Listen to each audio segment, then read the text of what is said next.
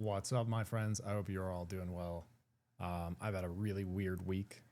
I was away for the weekend. I got back and was just super sick throughout the whole week. I really couldn't do anything. And I just was feeling good enough to kind of start getting back into the swing of things yesterday. And so, kind of not even really on purpose, I had like a week off from SUPERVIVE, right? And sort of naturally, when I have time away from stuff like that, it gives me a lot more time to kind of think and consider and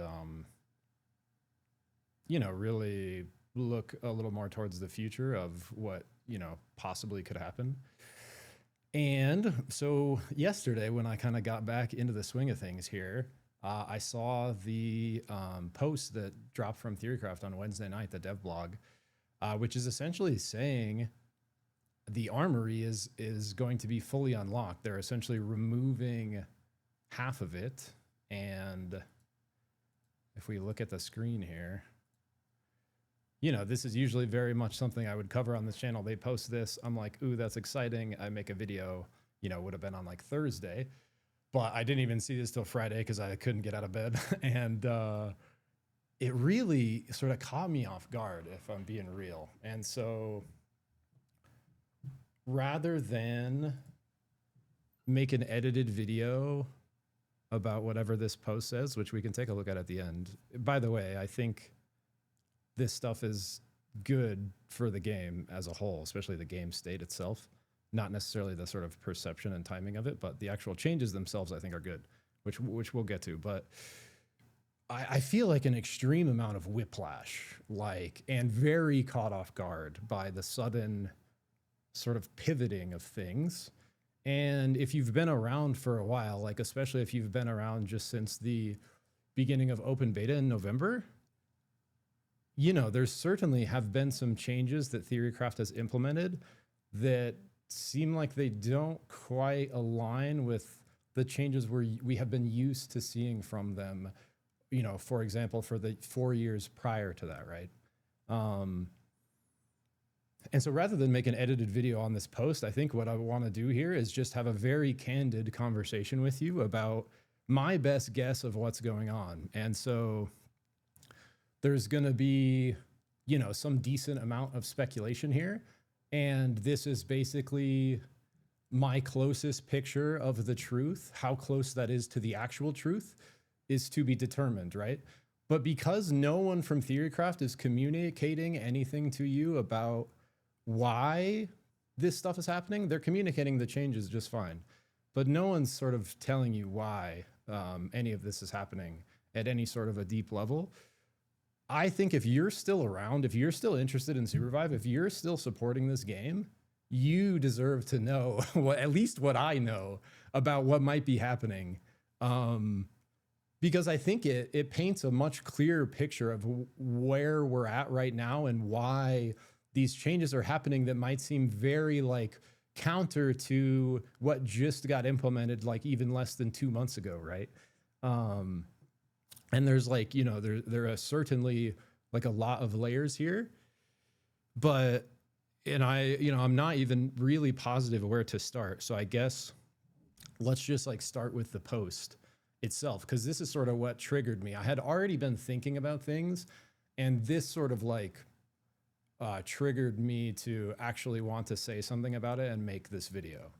And essentially what the post is saying here is that the armory is unlocked as of this next week, this next Tuesday, some random 2 months into the armory and the season, we are permanently unlocking the armory and removing several meta progression systems, including star levels, capsules, and Prisma. Items will no longer drop from capsules. Instead, armory items will unlock as part of initial hunter journey onboarding. The full armory will be available by the time the player can queue for ranked. Armory progression will not reset at the beginning of new seasons. Existing items may be updated or removed, and new items will be added at the start of seasons. Star levels have been completely removed. Now they're just items balanced around the 2-star level. Prisma and related systems have been removed. And so this includes capsules, weekly vault, Prisma extractors, just to name a few. And then they give a brief, this is the most why we've gotten. And it's not enough, in my opinion, to for an invested player to really grab onto, but I'll read it to you. We've received a lot of feedback on the Armory since our 1.0 launch. We began shipping changes almost immediately and have continued across patches since then, which is true. But those changes have been focused on improvements that we could implement quickly and still didn't address more comprehensive updates that would take more work. We went through several different proposals for larger reworks, but ended up deciding that removing systems was a better path and would be something we could do sooner rather than leaving a frustrating system in place while we develop a larger framework. Our goal with the Armory, this is important here, our goal with the Armory was to both create deeper items and make compelling out-of-game progression. Two big things that they were sort of trying to tackle simultaneously with the implementation of the Armory.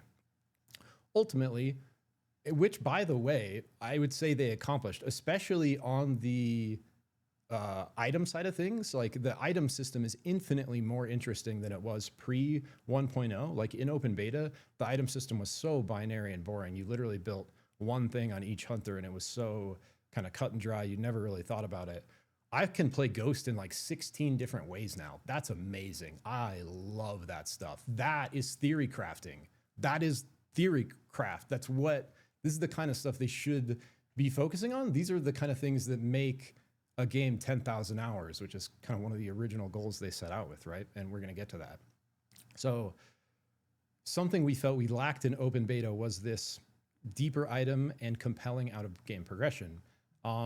The out-of-game progression, was basically a shot in the dark. The most kind of out of match progression that existed pre 1.0, like throughout all of open beta, was basically to get good, like to get better and to rank up. And like your rank, was kind of the real progression. There wasn't a ton of there was like battle pass and the hunter's journey that's still in now, but to really like want to log in every day, the drive has to be, like, I want to get better, not I want to casually unlock some content.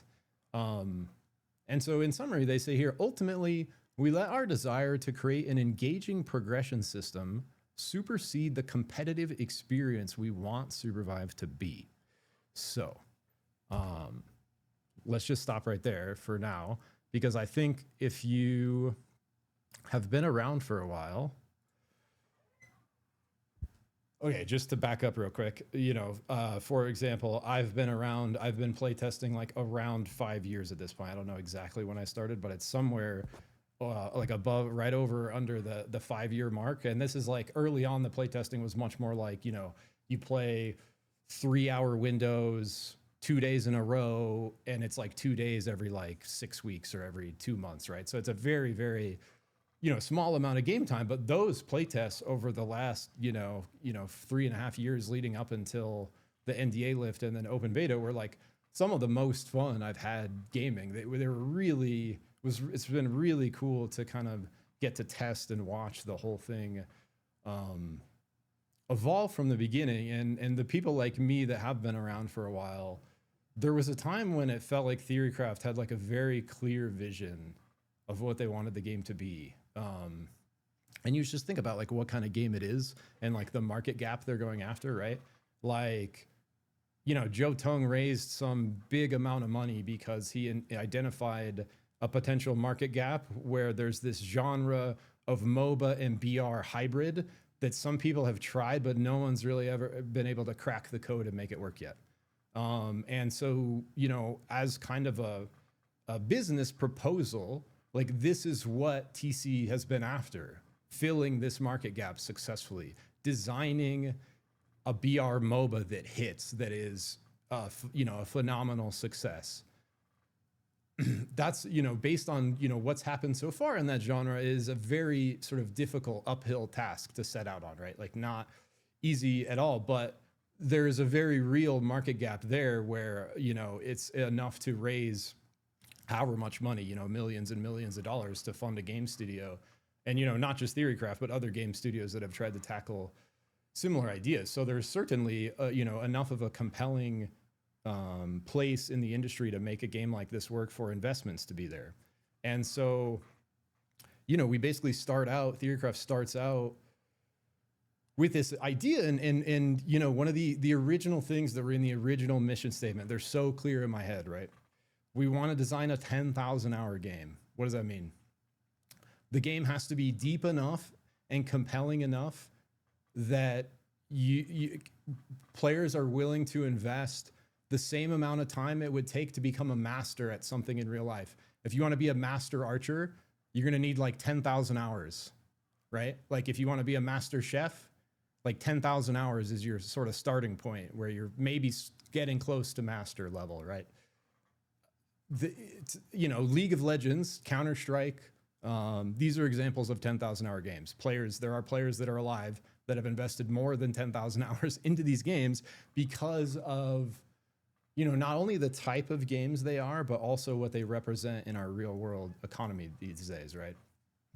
So anyways, all that to say, one of the big goals was to make a 10,000 hour game. To make a 10,000 hour game, that has to be tight. Like the gameplay has to be tight. The sort of loops have to be really dialed. The progression system has to be really figured out. The combat has to be peak. It has to be adrenaline pumping. It has to be dopamine. It has to be, you know, there are a lot of things that sort of need to come together to give a game the depth it needs to be a 10,000 hour game, right? So that initially is like a very strong goal, but that's the kind of game that I'm interested in, right? I love depth. And I, like, as a mechanical engineer, like this is like you guys can tell from my content, right? Like I love mechanics. I love especially deep game mechanics. And I really like, you know, sort of understanding them to the point where I can help others understand them as well. Cause I think, you know, when you're playing a game that you really enjoy, the deeper you can sort of understand the rules and the structure and how you can work within them, like the more fun you can have. So like SUPERVIVE is a great example. The more mechanics you sort of know about the game, and especially on certain hunters, the more fun it is. It's just straight up more fun, right? And so they want it to be a 10,000 hour game. Another thing in that original mission statement is it's more fun to play with friends, which it just is. That was in the original development plan. They made that part work. This game, don't get me wrong, I enjoy a good solo queue session, but I have to be in the mood for it. This is a team game. It's literally designed to be a squads game, right? And so naturally, it is more fun to be played with friends. And, you know, there's a couple other sort of big things that they set out to accomplish. And for the first few years, they were very much accomplishing those things, right? And the game, I think, was headed in like a very positive direction. And the players that were engaged with it were just having so much fun. And there's, you know, all this feedback coming in to help them steer. And that's another thing that TC did that's very unique, right? Is sort of instead of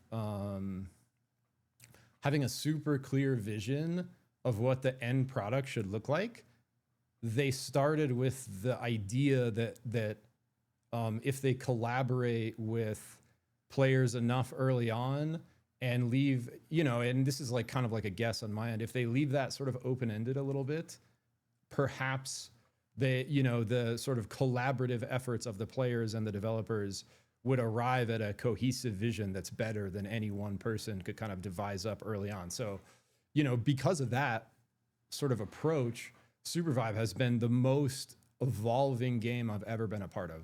By the way, guys, I'm 34, been playing video games since I was like 3 on my original Game Boy, you know, like Pokemon Blue. I've played thousands of video games probably across my life. Like way too many probably. And you know, the last few years I've been really trying to make more of sort of a lifestyle out of it. And that's been a, you know, a whole sort of journey on its own. But SUPERVIVE is something very special. Like I literally would not be here, it's like right now today, if I didn't think this game had what it took to be a hit, a true success, an actual esport, a real thriving economy, you know, pro scene that's popping off, bunch of fans. Like my vision of SUPERVIVE is so clear, bro. It's so beautiful what it could be. And basically, from my perspective, what sort of happened is somewhere along the way they kind of lost sight of that vision, that clear vision of like, it needs to be a super deep competitive game. It needs to be 10,000 hours. It's more fun to be played with friends. You know, it has this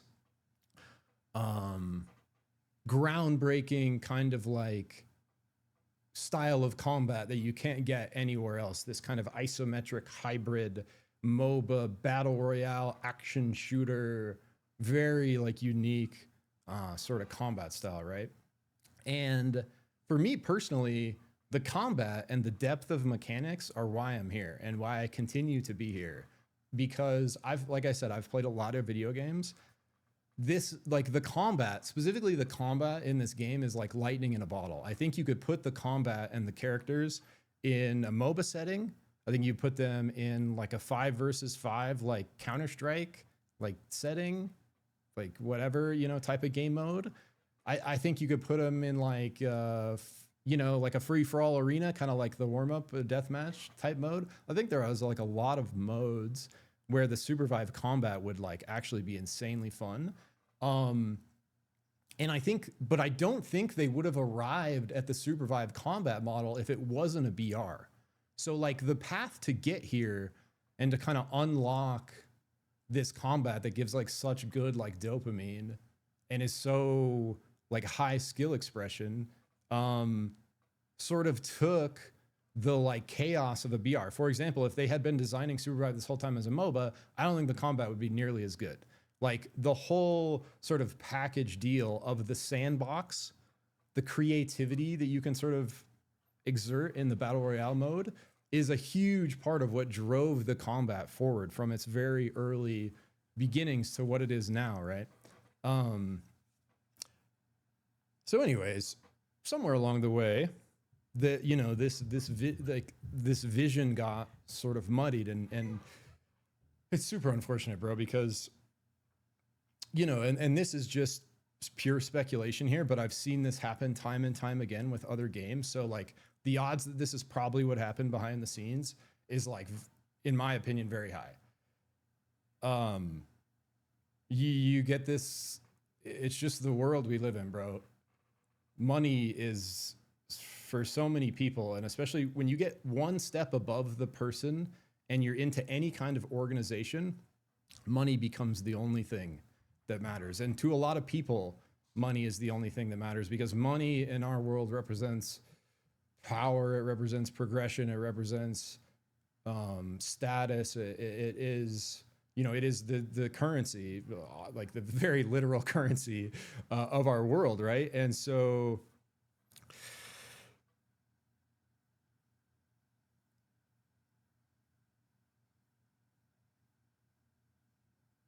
I just lost my thought train. Give me a sec.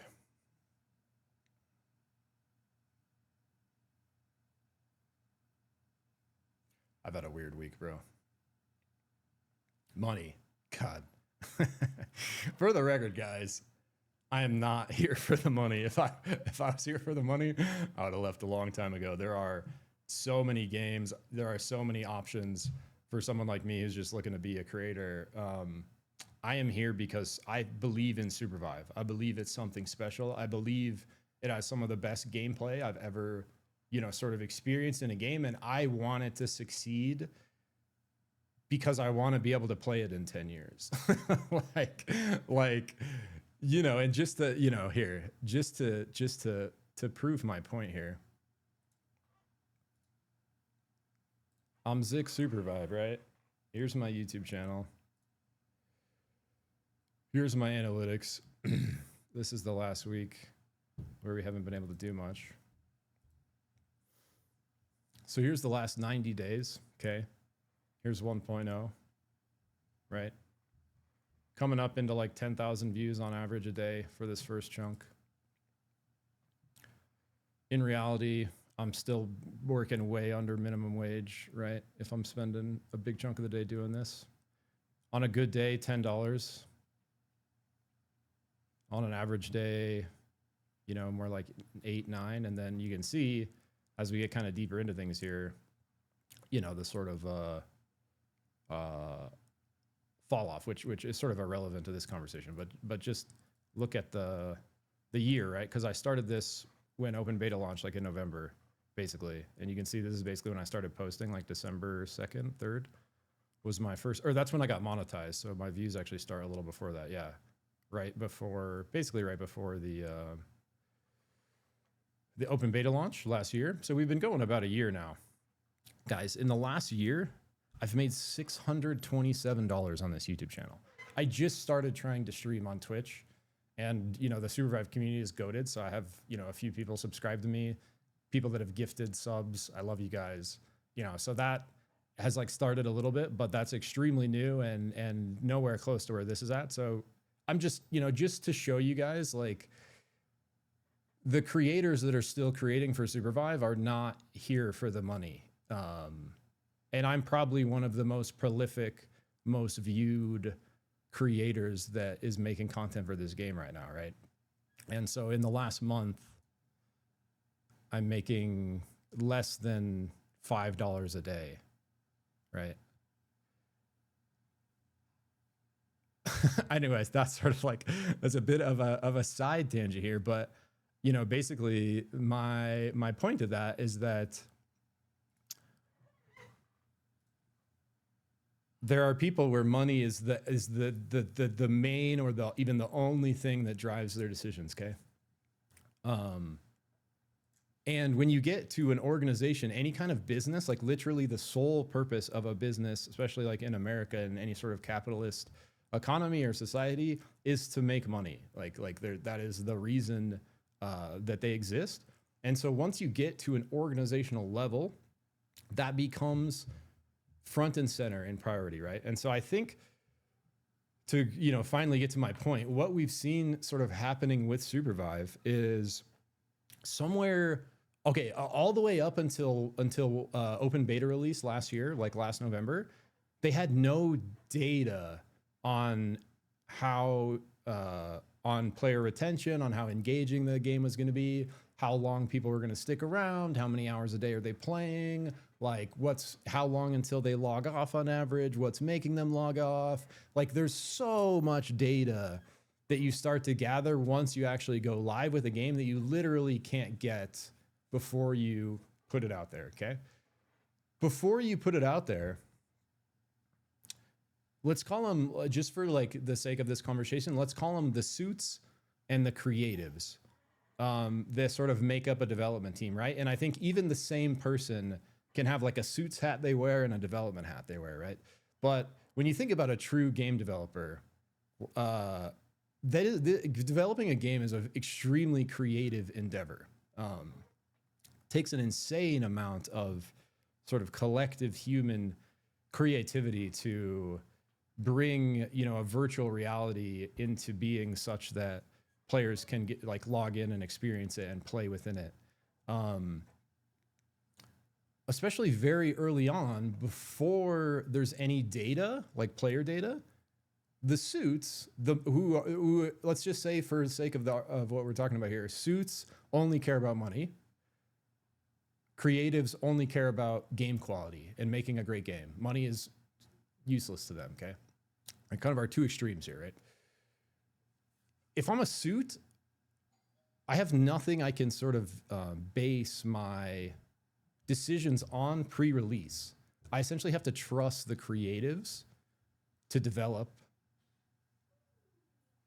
you know, what they think is best, what they creatively think is best. And the suits sort of have to trust the creatives that they are on the right path. And I think the creatives at Theorycraft are some of the best creatives that exist in the game industry, which is why pieces of the game are sort of like lightning in a bottle. So up until, you know, probably right around November, like a year ago, basically, like the 1.0 launch, the creatives at Theorycraft had freedom, almost like total freedom, to try to just make the game as good as it can be without a ton of thought or focus on, you know, what would the monetization strategy be besides selling skins once they have a player base, right? And you know, like obviously they want the game to retain players and they want all those numbers to be good, but the argument is that if you make a good enough game, all that's just going to kind of show up, right? And so if you have a sort of a pure enough creative endeavor that outputs a product that is good enough, you can sort of figure out that monetization side of things after the fact, right? So in SUPERVIVE's case, what, you know, from my perspective has sort of happened here is, and if you're a player that's been playing as long as I have, you can really feel this if you just sort of intuitively think about the last 5 years. All the changes up until November felt very like in the direction of this is a very competitive game. It's hard, and we're not apologizing for that because we want it to have 10,000 hours of depth. And you can't make a game easy and have 10,000 hours of depth at the same time. It just does. It's just not how it works, right? At the same time, you can't, you know, another good example of this is like the way they are enforcing solo queue restrictions for, you know, the top percentage of the players in the game. Once you get to a certain rank, Masters, you can no longer queue with 3 people. You can only queue with another person. Once you get to Grandmaster, you literally can't queue with your friends anymore if you want to play ranked, which is you've been playing ranked the whole time to get there, and you're obviously trying to increase your rank if you're that high ranked, right? So the fact that the game is more fun with friends, you know, that is like a change that's like counter to that sort of statement, right? And so essentially what my point is that we get to 1.0 and all of a sudden the suits have data, right? And you start to feel this push from the suits onto the creatives of things they need to change immediately or soon because the numbers aren't good. Relative to what they were projecting, what they were expecting. Who knows how you even come up with that and even set a baseline. The baseline is set by the suits. The suits say, we need this many players to have a sustainable business and run at least, you know, in the black on where we're at. And if we, you know, so essentially from the business side of things, it gets to a point where it's like, if we can't hit this number, this project will cease to exist, right? And that's like a very harsh reality for everyone involved. The creatives, the players, the, you know, like the creators, like nobody, like, except for just the doomiest doomers, which there's plenty of them out there. Nobody wants that outcome, right? And it's just really painful to see games die. Like Battlerite, like I'm sure there's a lot of SUPERVIVE players that are sort of Battlerite refugees that are like, they feel like they're going through the same tragic like sequence of events. You know, to see their favorite game potentially not making it. And, you know, I'm not saying SUPERVIVE isn't going to make it, and I have a lot of hope for it still, which we'll get to. But essentially, you know, for me as a player and as a creator, I really feel like sometime around November, they lost track of their vision of competitive SUPERVIVE and what it needs to be. And they got forced to look at the charts and the numbers. And they got essentially told, you need to implement changes now to fix this, or it's unsustainable. And all that's sort of leading up to a 1.0 launch, which the timing is kind of forced on, by the way, because Theorycraft is not the only party involved, right? They are partnered with Nexon for Korea. They are partnered with, I think it's NetEase for China. And these are extremely big, like, publishers that are just churning through thousands of games themselves that are setting clear deadlines for the developers they're working with to publish games in the regions they're in control of, right? So all that to say, it's not even just the TC devs that are sort of involved on the suit side of things. It's also the suits from Nexon, and it's the suits from NetEase, and you know, it's the suits from partners as well. I think it's NetEase. I don't know why I'm blanking on the China partner. I'm pretty sure it's NetEase. But essentially, you know, there's been you can feel it since November. There's been a ton of pressure from the suits, and it's forced the developers to maybe implement changes that they weren't necessarily in line with their vision and isn't what they would have done if they had another year of development before it launched, right? Like, I think if the game hadn't launched yet and we were still in the development phase, what the game would sort of look like would be very different right now than where it sort of currently is. And that's because I think there's sort of a lot of like backtracking that ended up happening. And this is where we get to that sort of whiplash I felt when I took a look at this post yesterday, where it's like, you know, from my perspective, I'm doing all I can to support the game, right? And all of a sudden you're telling me that this system that you just spent all your resources for the, you know, 3 months before 1.0 developing, you're just going to remove it 2 months in with just nothing to let us know that besides this post with like 20 sentences on it? Like, and for that to come sort of like randomly, like 2 months, like not even with a new season or anything, right? Just like that, in my opinion, basically out of nowhere, because I, you know, haven't even heard them mention sort of pulling back from the armory yet. You know, it's just like literally next Tuesday, all this sort of meta progression stuff, all this stuff that they tried to implement because they all of a sudden had player data, and that player data was showing retention wasn't high enough. They forced changes through. Resurgence is a great example. I think the shift to trios is another good example. I think the armory is probably the best example.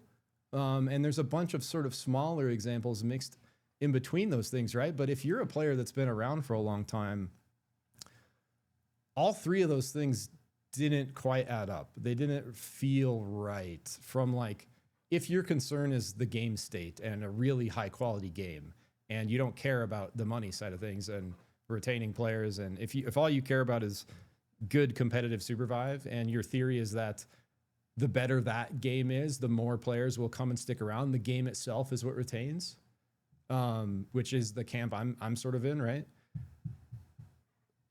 You essentially, you could really feel over the last year that these changes were not necessarily in line with Theorycraft's goals, especially their original kind of vision. And I think, and on top of that, right, they also had more player feedback than they've ever had. And I'm not kidding you guys, TC listens to player feedback way more, maybe to their detriment more than any other developer I've ever seen. They really do listen, and you can see it right here, right?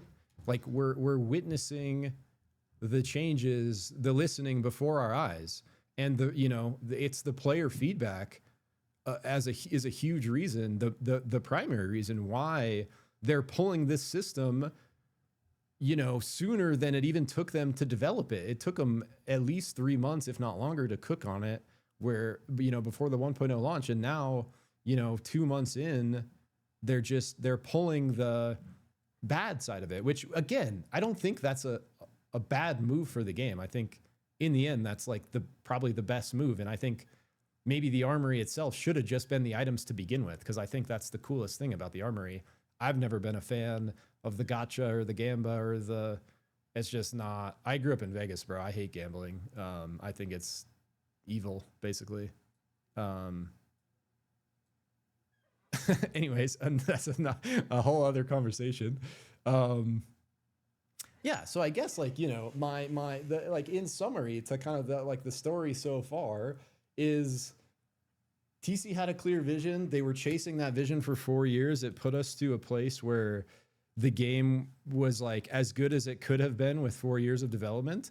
And instead of having another year to run with it, where just the creatives are kind of working in isolation to just make a good game, because it went public and all of a sudden the NDA was lifted and there were eyes on it and people started to play it, the suits started to get numbers, real numbers that they could act on, then the suits drive the creatives to make changes that don't necessarily align with the original vision. And what I was going to mention with the player feedback is there's also so much player feedback coming in that I don't think they actually had time to really like parse and find what's really kind of good and true, because just because you're giving feedback as a player doesn't mean it's right or that it should be implemented. That's just your, sort of opinion from your perspective. And, no one's saying your opinion is wrong, but, you're not a game developer that's been, employed by Theorycraft. You don't know all the puzzle pieces. There are an insane amount of puzzle pieces, constraints, things that limit or don't limit what you can do in game development. And players just have no perspective on that, especially your average player has no clue what it takes to develop a game. And it's an insane endeavor to actually make a game, and just to make a game, but to make it successful is a whole other crazy endeavor. So anyways, I think I sort of have got my point across here, but what I guess to wrap things up and really like paint the perception that like I see is what we're seeing now, like this whiplash. This is my best guess of what's happening now, because this is, the suits have been, trying to push the creatives to make these changes for like the last year, right? And we're at a point now where we hit 1.0, the game was officially released, and the numbers are not what they want or need them to be to run at the same rate they've been running, right? And just so you guys know, as far as I'm aware, they've specifically set aside like years of runway for the SUPERVIVE project to exist, even if they have to like downsize, change things. They like, of that initial investment, they have years, like several years is what I've heard, of server time that they're planning to run SUPERVIVE no matter what. So I think regardless of what we're talking about here and what's happening in the immediate, there is certainly hope for the game. And I have no plans to stop playing it myself. And I think, it will be playable for the foreseeable future, definitely. But my hope is that it's playable forever as long as I'm alive. And that's why, I showed you earlier, I continue to invest an inordinate amount of my time to try to help the game succeed from a perception standpoint, from a new player standpoint, helping people sort of get engaged with the community, the shoutcasting, showing that it's an esport, like all these things I'm trying to do is to sort of glue it all together in a place so that people can see it's a magical project. It's like close to like masterpiece level game. And I think, with more time and better direction, it very much could still be like a masterpiece level 10,000 hour competitive game. But I think honestly, we've sort of backtracked a little bit in the last year in an unfortunate kind of way. And the reason that is because the suits have been driving the decisions. Now, the good news, and who knows if this is what's actually happening, but it's got to be happening at some level, right? 1.0 hits, the numbers aren't there. What happens internally? There is for sure going to be turnover, right? There has been guys working on this project for 5 years straight, giving it everything they have, 100% of their heart and soul and energy. If you're a creative, there is very real burnout. If you haven't spent a lot of time creating anything yourself, if you do it for a long enough time, and especially in when business starts to become involved, there is very like real burnout where you hit a point where those creative juices just aren't showing up anymore for you for that project. The passion has been sort of squeezed out of it, and you've given it all you can give, and you need to move on to a new sort of endeavor to reinvigorate the creative juices. Maybe you could revisit the old endeavor at a time, but if you're a sort of true creative on the, the design, the art, the mechanics side of things, like the gameplay side of things, I can very much imagine after a 5-year project, you're feeling like dunzo. And the odds that the way the 1.0 launch has gone and the numbers we've kind of seen, the odds that some significant amount of the team is considering moving on is real, like is very real. And like, why wouldn't they? Even if it was a phenomenal success, you would still have some significant percentage of the team looking to move on because of what I just talked about. Like, especially on the creative side of things, there's, you know, a very real sense of kind of exhaustion and creative passion that are necessary to do those things. So I think since the 1.0 release, we're seeing a lot of, it's very likely that there is some significant amount of like internal turmoil happening within Theorycraft, where some percentage of the team is looking at the next thing, right? Looking at the next project, as they should, because it's a crack team of developers, right? But that being said, I think there are absolutely, just like there are people like me and players that are still heavily invested, there are absolutely still developers that are very heavily invested, maybe more now than ever, because they know it's like we're in the do or die phase basically right here, right? Like the next year is going to determine what happens to SUPERVIVE, right? So if I had to guess, like it's probably some significant amount of restructuring within Theorycraft and some amount of downsizing because people are going to new projects, new endeavors, new opportunities. But I think what we're going to get out of that is basically, oh, and by the way, I think some significant amount of the people that are moving on are the suits, because if you look at the numbers, it's not a good story for the suits. I can look at the creatives and the gameplay and say, this is still a good story, right? But if you're looking at the numbers story, especially since just November, it is not a good suit story, right? And so if you're on the suit side of things, or if money is your priority, it's very likely that if you are on the Theorycraft team, you're considering at least moving on right now, if not already having kind of decided that, just purely based on the numbers, if you're a numbers kind of person and if money is your goal, right? Or like if equity in a company that pops off as your goal, you know, not just like what they're already getting paid, right? So I think I think you're going to get some significant portion of the company that's moving on. I think that's going to result, or is resulting maybe already, and as part of what we're seeing is some kind of restructuring.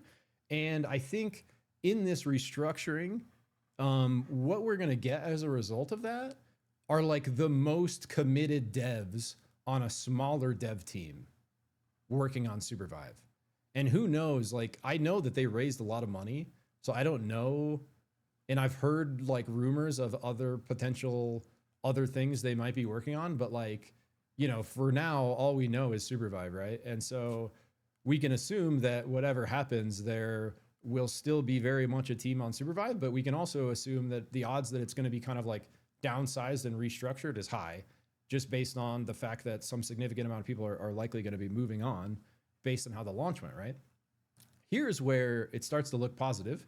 And here's where I think there's a bit of like a disconnect, where the communication to the public and the public perception is really weird right now. And the changes seem like out of nowhere. And this change seems so counter to the big armory change they sort of forced through just 2 months ago, right?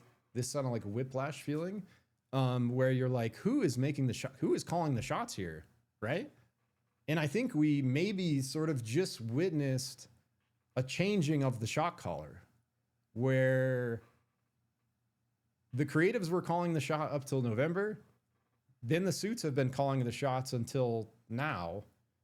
And some significant percentage of the suits are moving on. And now we have a smaller, more focused development team on SUPERVIVE that perhaps has less of that suits engagement, because the suits have sort of given up on it already, maybe, right? Or like, they're going to get what they can out of it, but it's time to move on to the next opportunity. The people that are here for the game, that are here for the gameplay, the game state, the actual love of the game, money, you know, not really being relevant. People like me and the players mainly, but there's certainly devs that are in this camp too. Like, these are the people that are still around. And I think basically they're, without apologize, because they can't tell you any of this stuff, right? And again, a lot of this is just speculation, but it's my best guess of what's happening based on everything I know. And you know, I've been pretty plugged into the community and what's going on for a long time now. And so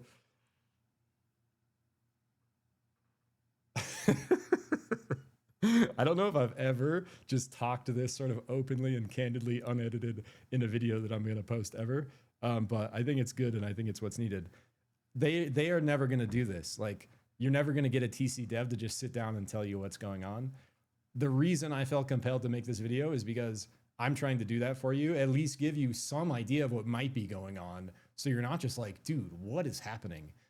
Because I think the silver lining on this is we could be arriving at a point where it's back to the old development style of a more agile, more passionate, more game state driven team, because the suits have already missed their mark, or they think they've missed their mark. They're going to regret it in a couple of years when we're popping off, right? They think they've missed their mark, and a lot of them have moved on. And that overwhelming pressure of the game must perform on launch numbers wise is gone. It's much, much less than it was, right? All of a sudden, we have some breathing room again. Everyone's been stressed out of their minds. Everyone just wants it to succeed so badly. But now we're 2 months into launch. We see the numbers. We can all take a breath of fresh air and sort of like recalculate what we're doing and what's going on and where we're headed. And I think what we're seeing here, specifically with this dev blog dropping, is that team saying, let's go, baby, we're back. Like, screw this armory BS. Like, we didn't want this from the beginning, right? Let's get this out of here. Let's not even wait a month until season 2, right? Let's just pull it right now, bro. Like, if there's no one making us do this anymore, let's get it the hell out of here. But let's keep what's cool, right? So what they're saying here is we're gonna keep the items that are infinitely better than they were in open beta. So that's a huge net gain. If where we arrive is none of this meta progression system, but this item system they've come up with, that's still a huge kind of net win. It's just painful from a player perspective, especially if you're passionate about the game, to see so much work and so much investment into such a big change implemented essentially untested, because all this was done behind closed doors before open launch, and people even like me had no clue really what the armory was going to be, you know. And it turns out it was very much like a hybrid creative suits play, where you had the creatives side, which is the items, the stuff that improves the game state, and then you had the suits side of the gamba, the armory, the external progression beyond just wanting to get better and play the game, where they're trying to up player retention significantly with these systems, right? And you can see here, this backfired. Ultimately, we let our desire to create an engaging progression system supersede the the competitive experience we want SUPERVIVE to be. So they're almost telling us right here, we lost our vision. We lost our way a little bit. We were trying so hard to make the game win that we forgot what makes the game good.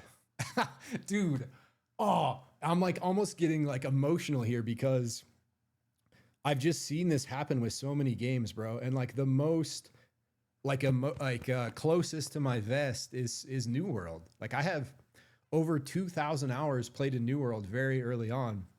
My very first sort of YouTube content focused on like growing and actually doing something was in New World. And the potential that game had was insane. It was such a cool game. But it's just, it's a perfect example of the suits overriding the creatives until it's nothing. This is a case, at least, where the suits were overriding the creatives, and now it's looking like the suits have taken a step back and we get our creatives back. And so this is why I think ultimately there is hope for SUPERVIVE. And I think there's very much a reality still where it pops off, becomes an esport, develops a huge pro scene, has a huge fan base. Like, you know, this vision of SUPERVIVE, we're only going to get there if the creatives continue to develop a 10,000 hour game like they set out to, if we continue on the trend of the last year, we're going down the New World path. You know what the New World path looks like? These guys designed, it's such a cool game, bro. It's literally a Souls-like PvP MMO, niche in the best way. So good, right? But really hard, because it was made to be that way. And it was made to be a PvP game, competitive PvP, okay? Player versus player. Amazon bought their studio, essentially bought their vision, decided that that niche audience wasn't big enough, tried to turn New World into a PvE game, absolutely destroyed it, ran it into the ground, and now it is an abomination console ported game. It's like it's like one of the saddest game development stories I've ever witnessed. And the fact that I was so close to it, like, really kind of hits me hard when I see other, and this is like, you know, you could find a bunch of examples of the suits overriding the creatives and destroying the game from its original vision. It's happening constantly. I think that's actually the norm, and creatives retaining any sort of control is the exception. And that's part of the reason why smaller games are like popping off recently. A game that's designed by one or two people, they're the creatives. They're making the game to make the good game. Like, very often those kind of projects, they're not in it for the money. A one-man game studio, that person, like, unless they're making mobile, like, gotcha games, like, that person is very much like in it for the creative endeavor and to create a very like personal experience for the player, like very specific to what they want out of gaming, right? And I think that's where you get actual masterpieces of video games. And especially recently, you notice a trend where the almost like the best games are by the smallest studios. And I think a real sort of force in that is the fact that the suits can't touch them. They don't have anyone above them. They're the business, right? They didn't get a huge investment for millions of dollars where they owe something to some investor. They didn't partner with a huge company to publish their game where they now owe their partner some, you know, checklist of things. And now their partner and their investors have some say in, and by the way, these persons' say is all suits. It's all money. These guys have no clue what it takes to make a good game. These suits, they are business people for the most part. And this is why we have so many dead games. Games just get driven into the ground because the thing that made them so special in the original development is constantly squeezed out of them for the sake of consumerism and money and trying to get people to spend more, play more in like even a gross way a lot of the times in their game, right? And so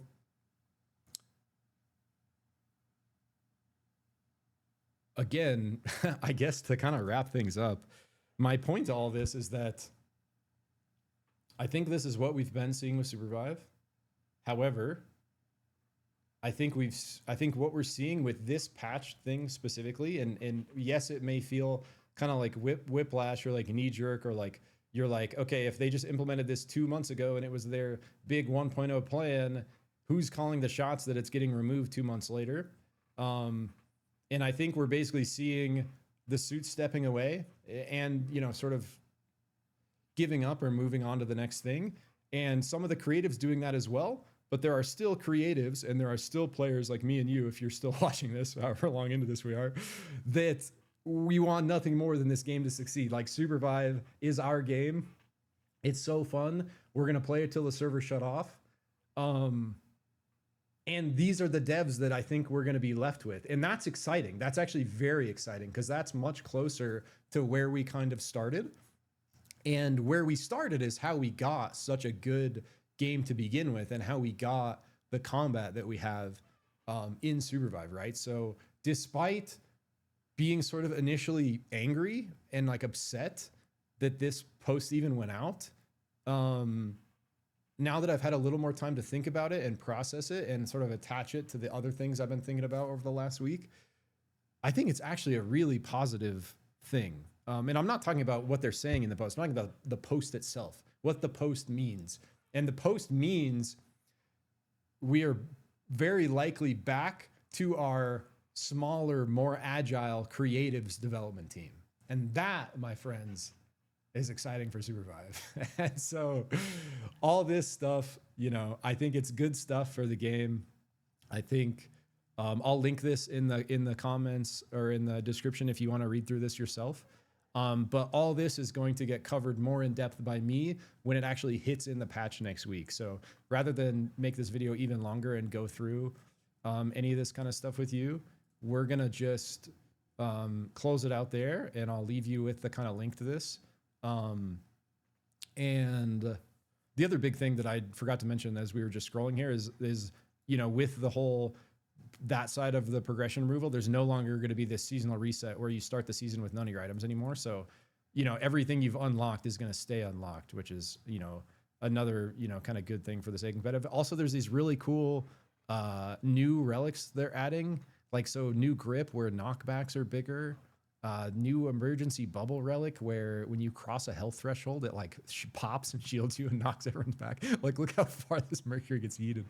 And then jump smash, I hope that's the name that stays, but a relic that like jump pads you up and then smashes you. So this is TC, bro. This is the juice. This is what is going to make the game sustain and like adding these are changes that are adding to the 10,000 hour depth. They're not some obscure attempt to retain players through an extra system added ad hoc after the fact, right? And then they're talking about how they're removing Prisma, and you know, if you participated in the last 2 months, you're going to get some cool little rewards here to where you'll always be able to remember you were one of the original armory unlockers before the unlocking got removed after it was shortly implemented. But I just want to say, if you're here, if you're watching this, if you're a SUPERVIVE player, I love you. I appreciate you. I know it's like, and I know this really deeply from a creator perspective, it's not the easiest game to stay attached to because of how sort of chaotic everything has been, right? And how much people sort of buy into Steam charts and trends and pay attention to that stuff. It's, you know, certainly it hasn't been the easiest game to love, but for those of you that are still here and do love it, I love you, because I think this game is something extremely special. And I think, you know, it very much still has the, you know, the capacity and the potential to pop off and to become a huge success. And anyone that's sort of been a part of it will be able to, you know, to succeed with it and like ride that wave. And, you know, my goal is that in 10 years, we can still play SUPERVIVE together. That's what I really fucking care about. But anyways, I hope all that makes sense, guys. I appreciate you so much for hanging out and listening. If you're a dev listening to this and you made it all the way here, I love you just as much. I know you guys are all doing your best, and there's only so much you can do. And I know you guys have, you know, kind of put your heart and soul into this project since day one. And we all, you know, players and creators really appreciate that as well, despite, you know, how it's all maybe played out, not the, you know, success everyone was hoping for, but certainly not the end. And potentially now with that pressure relieved, a little bit of a new beginning. It's exciting. It's exciting. Kind of gives me goosebumps, actually. So with that, I just want to thank you again, remind you to take care of yourself and keep vibing. I'll catch you in the next one. Peace.